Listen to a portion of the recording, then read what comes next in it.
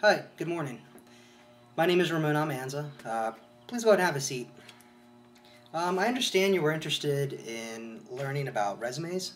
Um, First of all, I'm glad you came to see me. A resume is a very important employment tool that can lead to successfully obtaining employment.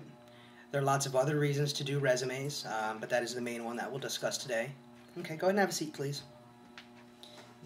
There are two different types of resumes. The first is experience, and the second is education.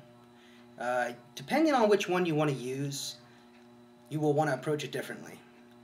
If you primarily have recent education, college background, high school, those types of things, you will most likely want to try an education-based resume.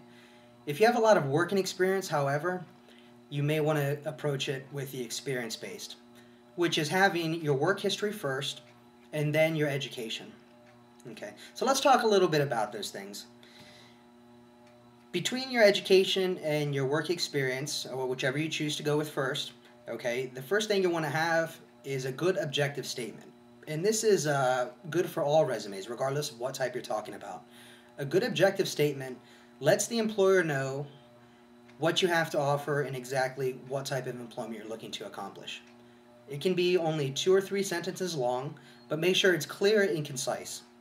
Example, I would like to obtain full-time employment in the information technology industry within the Washington, D.C. area. That's all you need to do. Okay. Let's say you're going with an experience-based. After your objective, you will then want to talk a little bit about your employment. Okay.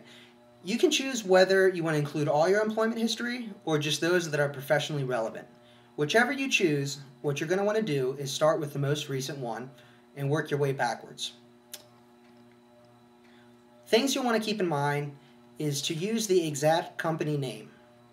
Don't use abbreviations or anything like that, or assume that your audience or the employer that's looking to hire you will know what you mean. Be exact with the company name. You can also put the dates. Put exact dates as much as possible. If you do not know the exact date, that is something you'll want to research prior to submitting your resume. As far as the duties, put the main duties that you were responsible for at that employer's location. It's not important to go into full detail because keep in mind this is something you can explain at the time of interview. So keep it clear and concise and stick to the main duties that you are responsible for. As much as possible, try to have the duties match whatever type of job you're applying for.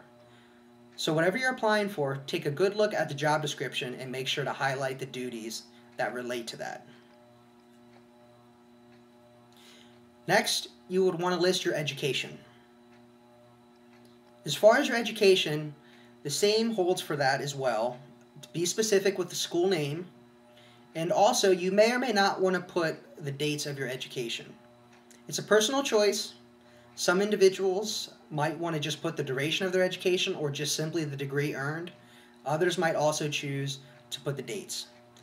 What's most important is just to let them know the degree you accomplished, whether it is diploma, bachelor's degree, or master's degree. Keep in mind, certification is also a good example of the education you may have obtained. You may have a 2-year degree, you may have a technical degree, whatever the case may be. You will also want to be sure to put the most recent education experience ahead of others. So that is something that also is similar to what you'll be doing with your employment. Next, you can also highlight any special skills you have, even though you do not have a certification for them. If you have great computer skills, highlight those as well. Talk about the specific software that you are familiar with if it's a computer skill. For instance, Microsoft Access, Microsoft Excel, whatever the case may be. Be sure to let them know if you feel that you are an expert user, intermediate user, or beginner user. That is also something that's very important.